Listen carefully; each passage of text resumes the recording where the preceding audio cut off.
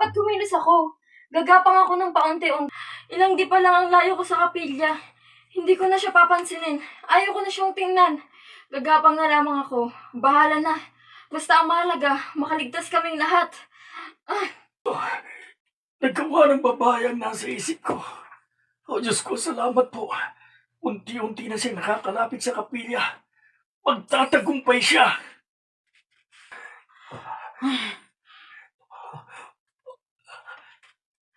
Anong nangyayari sa kanila?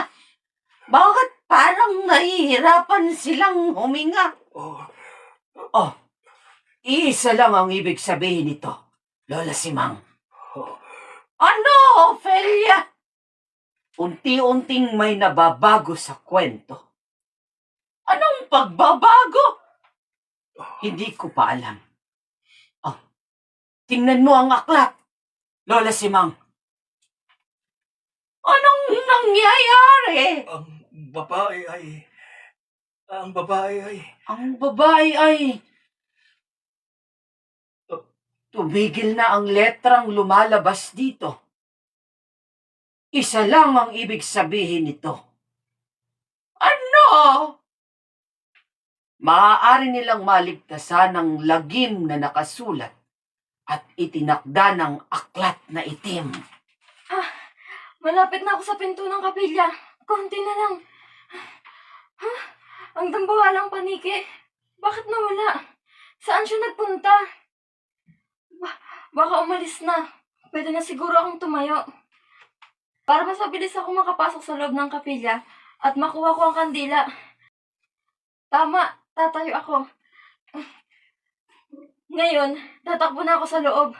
Kailangang bilisan ko. Hindi. Bakit siya tumayo?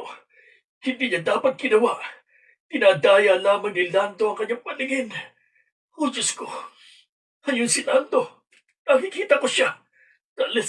Nasa likod na siya ng babae. At papasugod na ito sa kanya. Hindi! Oh, nadagit siya ng dambuhalang paniki. Hindi! Muli na naman kaming mabibigo! Sayang lang ang pagpapagod mo, babae. Dahil nabigo ka. Ngayon, wala nang makakahadlang pa para sa nakatag ng kamatayan yung lahat.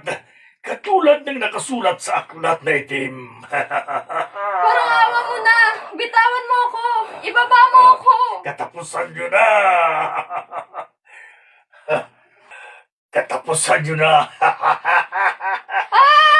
Nagkakamali kayo, demonyo!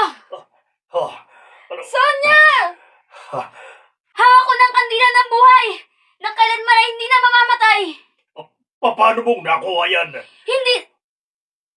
Hindi na... Oh, Diyos ko. Salamat at buhay ka, Ineng. Oho, Lolo. Hindi niya namalaya na nakasunod ako kay Lira.